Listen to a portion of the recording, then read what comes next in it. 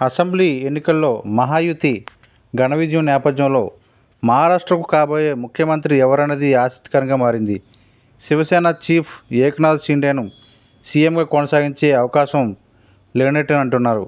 కూటమి సారథిగా గానే కాక అత్యధిక స్థానాలు నెగ్గిన పార్టీగా బీజేపీ ఈ అవకాశం దక్కడం ఖాయంగా కనిపిస్తుంది. ఈ పార్టీ నుంచి ఉప ముఖ్యమంత్రి దేవేంద్ర ఫడ్నవీస్ పేరు ప్రముఖంగా వినిపిస్తుంది. ఈ ఎన్నికల్లో పార్టీ విజయానికి అహోరాత్రులు శ్రమించిన ఆయన అందలం ఖాయమంటున్నారు.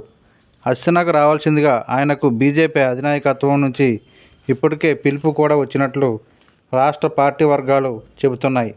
ఫడ్నవీస్ మాత్రం ఈ అంశంపై ఆచితూచి స్పందించారు.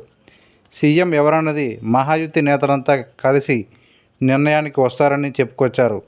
శనివారం ఫలితాల అనంతరం షిండే ఎన్సీపీ చీఫ్ ఉప ముఖ్యమంత్రి అజిత్ పవార్తో కలిసి ఆయన మీడియాతో మాట్లాడారు.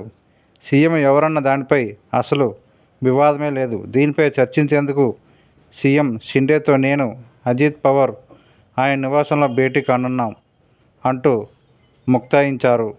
తదుపరి ప్రభుత్వం ఏర్పాటు సాఫీగా జరుగుతుందని షిండే కూడా అన్నారు.